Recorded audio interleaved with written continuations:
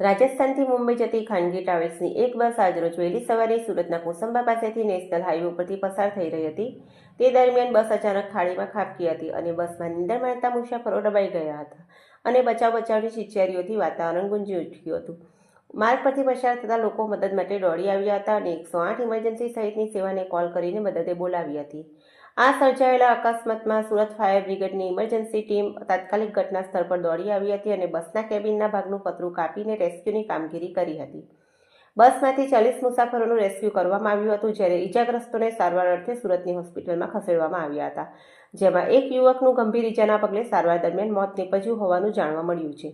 બસના ડ્રાઈવરને ઝોકું આવી જતા બસ ખાડીમાં ખાબકી હોવાની આશંકા વ્યક્ત કરવામાં આવી રહી છે। સુરત વરાછા ફાયર ઓફિસર ધીરુ ચૌહાણે જણાવ્યું હતું કે હું હાલ રજા પર હતો, ગામડેથી સુરત આવી રહ્યો હતો, ત્યારે કોસંબા પાસે પહોંચતા મેં રસ્તામાં જોયું કે લક્ઝરી બસ રસ્તાની નીચે ઉતરી ગઈ છે અને લોકો બૂમાબૂમ કરી રહ્યા છે। મારી ફરજ પ્રમાણે મેં તુરંત ગાડી ઊભી રાખી કામગીરી કરી રહેલી ટીમને મદદે ગયો હતો। બસમાં 30-35 લોકો ફસાયેલા હતા, જેમાં 12થી વધુ મુસાફરોને ઈજાઓ થઈ છે। ચૌહાણ ધીરુભાઈ ભૂપતચંદ, મોટા વરાછા ફાયર સ્ટેશન, સબ ફાયર ઓફિસર।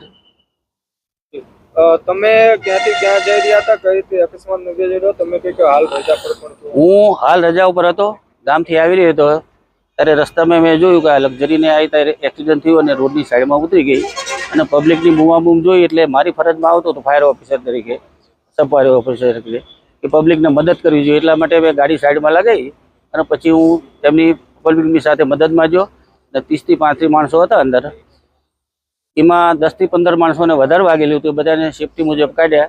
પછી અમારી ફાયરની ગાડી આવી કામરેજ ફાયર ઓફિસની, એટલે એ લોકોને પછી જે 2 જણના વધારે પગ આગળ દબાયેલા હતા એ લોકોને સ્પીડર કટર અને રેમ જેકનો ઉપયોગ કરી અને સહી સલામત એમને બહાર કાઢ્યા।